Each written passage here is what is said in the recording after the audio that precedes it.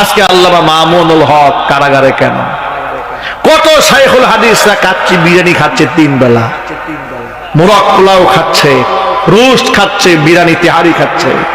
ইনি কেন জেলখানায় কারারুদ্ধ আছেন? কারণটা কি? উনার ইসলাম আর উনার ইসলাম তো একই ইসলাম, উনার কালিমা একই কালিমা, এরপরে উনি কেন জেল খাটেন?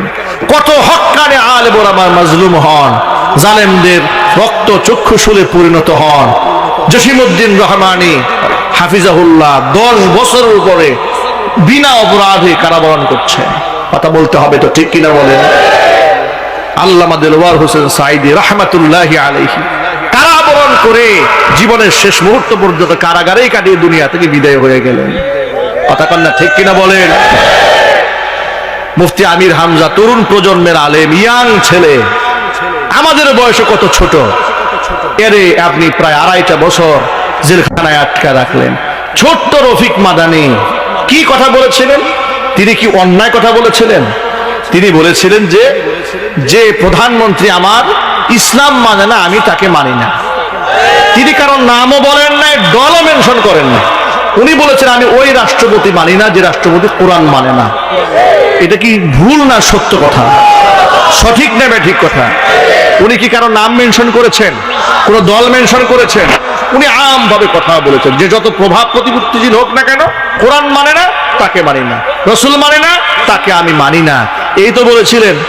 এই ছোট্ট ছেলেটাকে নিয়ে এতগুলা দিন কি নির্যাতন তাকে করা হলো, কি অপরাধ আলেম ওলামাদের। এদেশের নষ্টা ভ্রষ্টা প্রতিটা মহিলারা তারা অন্যায় করেও তারা জামিন পেয়ে যায়, আর দেশের হক্কানে আলেমরা নিরপরাধ হয়েও তারা জামিন পান না। কথা বলেন ঠিক কিনা? নষ্টা মহিলাদেরকে আদালতে হাজির করা হয় রানীর মতো, মনে হয় ওনাকে মাত্র পার্লারিং করে বের করে আনা হয়েছে। আর আলেমদেরকে হাজির করা হয়, আরে আল্লাহ, পায়ে ডান্ডাবি, হাতের মধ্যে হাত করা, সামনে পুলিশের ব্যারিকেড, পিছনে পুলিশের ব্যারিকেড, গায়ের মধ্যে বুলেট প্রুফ জামা পরা, মাথার মধ্যে হেলমেট দেওয়া। মনে হচ্ছে কত বড় সন্ত্রাসীকে ধরে নিয়ে যাওয়া হচ্ছে। আলেম ওলামাদের সাথে এই তামাশার জবাব একদিন আপনাদেরকে দিতে হবে। আলেম ওলামাদের সাথে এই বেয়াদবি করার পরিণাম আপনাদের ভোগ করতে হবে। কথা বলতে হবে মুসলমান, ঠিক কিনা?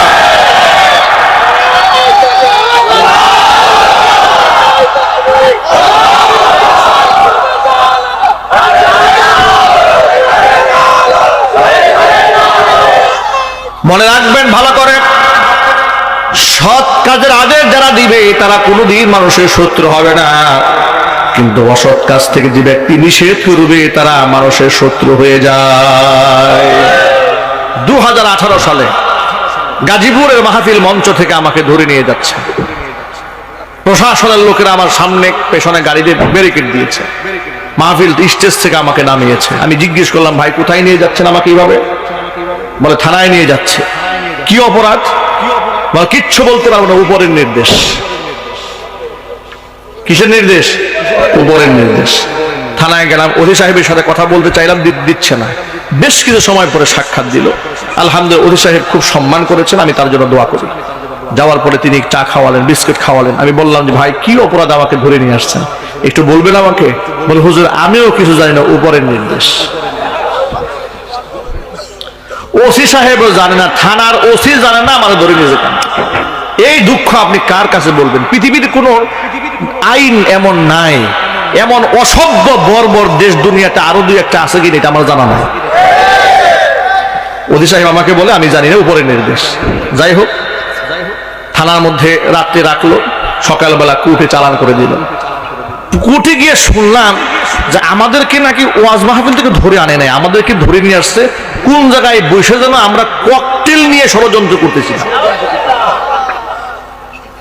আপনি ভাবতে পারেন এটা একটা দেশ, এটা আইন, এটা কানুন, আলেমদের সাথে এমন আচরণ। এরপরে তাও 1টা 2টা না, প্রায় 15টা ককটেল নাকি আমার পকেটে পাওয়া গেছে।